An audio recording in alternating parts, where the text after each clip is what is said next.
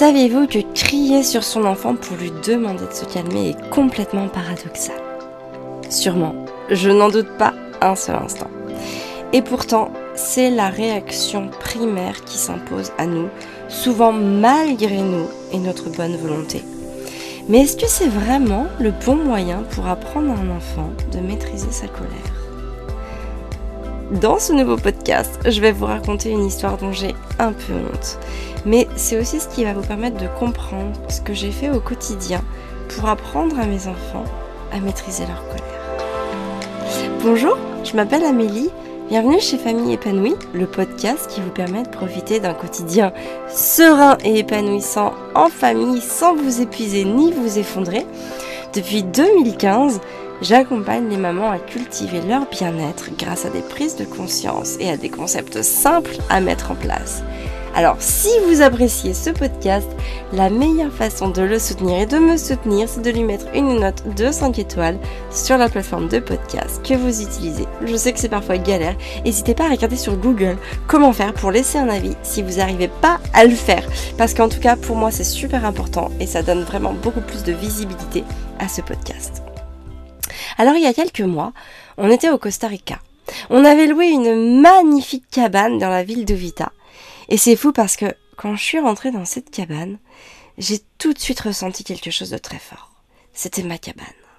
Celle dans laquelle je m'endors chaque soir, celle que je visualise, celle dans laquelle je me verrais tellement vivre une vie simple au bord de l'océan. On a passé quelques jours incroyables dans cette cabane.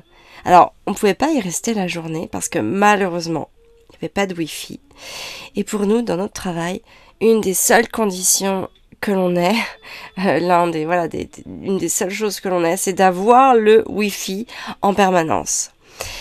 Et en fait, on peut jamais prévoir autant que ça à l'avance parce que le Wi-Fi, parfois, on arrive à l'avoir en se connectant à nos téléphones et ça va passer pour quelques jours. Mais là, il n'y avait rien. Il y avait zéro réseau, même via nos téléphones. Et au bout de quelques jours passés dans cette cabane, le matin de partir, j'étais vraiment vexée. J'avais pas vraiment envie de partir. Et du coup, j'essayais de m'imprégner autant que possible de ces lieux. Et j'accueillais aussi ma peine et ma frustration, tant bien que mal. Et puis bien sûr, j'avais cette contrainte, c'était de ranger toutes nos affaires dans nos 2 valises aussi vite que possible, parce que quelque part, on était aussi contraints par le temps. Et quelque part, j'avais très envie de dire au revoir avec mon cœur à cette cabane. J'avais envie d'aller une dernière fois au fond du jardin, retrouver cet océan Pacifique qui m'attire tellement fort. Alors peut-être que c'est parce que je l'avais jamais vu de ma vie, en tout cas avant d'arriver au Costa Rica, ou aussi peut-être parce que c'est l'océan le plus vaste du monde et que j'étais impressionnée, j'étais toute petite et pleine d'humilité devant cet océan qui couvre finalement un peu plus de d'un tiers de la surface du globe, je sais pas, mais en tout cas, quoi qu'il en soit, j'avais besoin de ce moment-là pour moi, pour traverser sereinement mon émotion. Mais là, ça s'est pas passé comme j'ai voulu. Il y a Gaspard, donc mon 2e enfant, qui avait 5 ans et demi à l'époque, qui a commencé à chouiner. Je me rappelle plus très bien pourquoi, mais il a commencé à avoir vraiment un comportement qui me gênait. Et du coup, je l'ai vu comme un obstacle à tout ce dont j'avais besoin de faire pour moi. Et alors là, il m'est arrivé une chose qui m'était jamais arrivée avec cette force et cette intensité-là, en tout cas. En fait, je me suis littéralement transformée en volcan. Je lui hurlais à la mort dessus, sur lui, pour qu'il cesse ses propres hurlements. Et je me suis d'ailleurs tellement transformée en une boule de feu que je criais sur n'importe qui m'adressait la parole, que ce soit Fabien, Arthur ou Constance. Et j'avais qu'une envie, c'est que Gaspard parte loin, très loin. À cet instant précis, je voulais vraiment le faire disparaître de ma vue. Et je parvenais pas à me calmer. Je savais que c'était pas une bonne solution, mais c'était comme je suis paralysée dans cet élan de colère si intense. Et à un moment, je savais au fond de moi que j'en rajoutais. Je savais qu'il fallait que je m'arrête. Mais je continuais de surjouer, d'hurler. En fait, je parvenais pas à me calmer moi-même. j'avais comme moi aussi besoin d'aide. Et l'aide, elle m'est arrivée de ma petite Constance, qui avait 3 ans et demi. Elle est venue à moi et elle m'a dit ces mots tout simples. On a besoin de toi, maman. Et je me suis instantanément calmée. Comme si elle m'avait réveillée d'un mauvais rêve. Elle m'a aidée à revenir à moi. Je sais pas combien de temps ça a vraiment duré. En tout cas, cet état de volcan. Peut-être 5-10 minutes maximum. C'était assez court et en même temps très long. Alors après, évidemment, je me suis excusée auprès de mes enfants. Je leur ai expliqué que c'était comme un volcan, que le magma était monté en moi sous forme de colère et que, voilà, il avait éclaté sous forme de projectile. Mais quand même, j'ai encore un peu honte de cette histoire. Alors pas à vos yeux, à vous, parce que je suis qu'une humaine imparfaite et que c'est important que vous en ayez conscience aussi, mais je veux que vous sachiez que parfois, même quand on sait ce qu'on devrait faire, on n'y arrive pas. Alors oui, j'ai eu honte par rapport à mes enfants parce que je me suis demandé quel exemple je leur donne, quelle peur je fais naître en eux, qu'est-ce qui se passe en eux à ce moment-là. Et en plus, moi qui suis d'habitude si capable de patience et de résilience. Et puis, voilà, j'ai tellement travaillé dessus ces 10, voire même ces 15 dernières années. Et là, j'ai pas réussi. Mais c'est aussi important d'avoir conscience que parfois, le meilleur qu'on peut faire, c'est pas le meilleur qu'on peut donner tout le temps à notre top niveau. Parfois, le meilleur qu'on fait, c'est quelque chose de pas terrible. Et c'est comme ça. Il y a des fois où on va arriver à mettre tout en place cette théorie, et puis parfois, on n'y arrive pas. Et on sait ce qu'on devrait faire, mais on n'y arrive pas. Et moi, j'appelle ça faillir en conscience.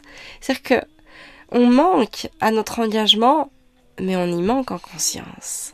Et ça veut pas dire qu'on n'est pas une bonne mère, ça veut pas dire qu'on doit s'autoflageller, ça veut pas dire qu'on doit culpabiliser.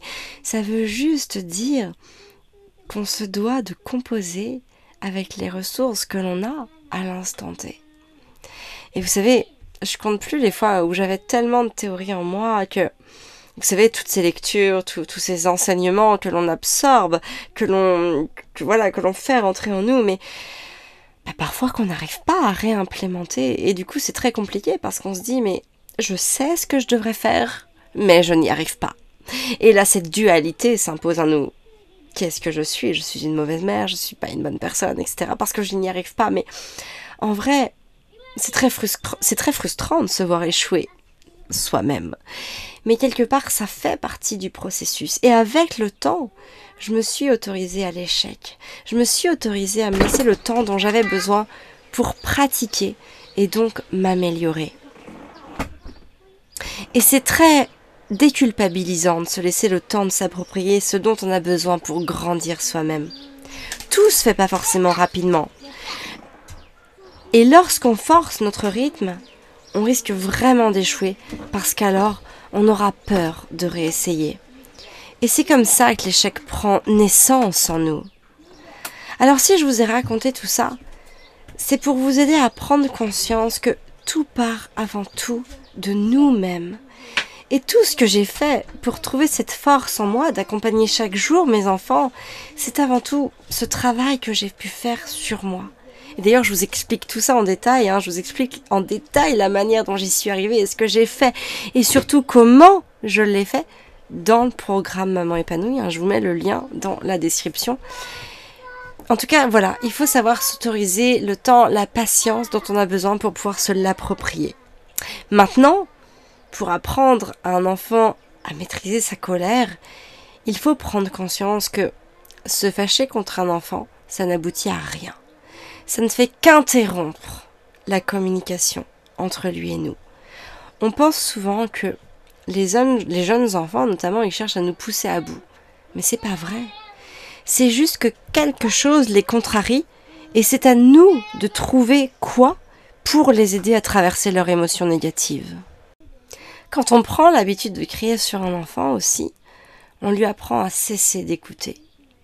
Et le vrai problème, c'est qu'à force de crier sur nos enfants, ils cessent de nous écouter. Alors peut-être que aujourd'hui, en écoutant ce podcast, vous avez l'impression que vos enfants ne vous écoutent que si vous criez. Mais j'ai envie de vous dire que plus vous crierez pour leur demander de vous écouter ou pour leur demander quoi que ce soit, plus vous serez obligé de le faire. Et en faisant preuve de patience et de résilience, eh bien, j'ai acquis la certitude que je montre l'exemple à mes enfants pour faire de même. Et c'est bien plus efficace que de se mettre en colère. Même si ça ne l'évitera pas à 100%. Parce qu'encore une fois, on reste des humains faillibles. Alors ce que vous devez vraiment retenir de ce podcast, c'est que la meilleure manière d'apprendre à un enfant à maîtriser sa colère, c'est de commencer par maîtriser sa propre colère. Et pour ça, il y a un travail de développement personnel qui est nécessaire, notamment si vos parents ne vous ont pas forcément transmis cette propre faculté. Et ça, c'est ce que je vous explique en détail dans le programme Maman épanouie. C'est un cadeau que vous pouvez vraiment vous faire à vous-même pour être plus sereine et plus apaisée au quotidien. Et c'est aussi un cadeau que vous allez pouvoir faire à vos enfants par la transmission que vous allez leur offrir. Bien souvent, malgré vous, ou en tout cas de manière complètement inconsciente. Sachez aussi qu'être en colère contre votre propre enfant, c'est pas forcément constructif. Vous risquez simplement de couper la communication avec lui, sur le long terme, bien sûr, j'entends. Et aussi, gardez toujours en tête que plus vous crierez sur votre enfant pour vous faire écouter, plus vous aurez besoin de crier pour vous faire écouter. Alors j'espère que ce podcast vous aura plu. N'hésitez pas à me faire vos retours et vos commentaires en commentant ce podcast sur Apple Podcast ou sur la plateforme de podcast que vous utilisez. Moi, je vous donne rendez-vous la semaine prochaine pour un nouveau podcast. Merci de m'avoir écouté. Merci pour votre confiance. Je vous souhaite une très très belle journée et surtout, prenez soin de vous.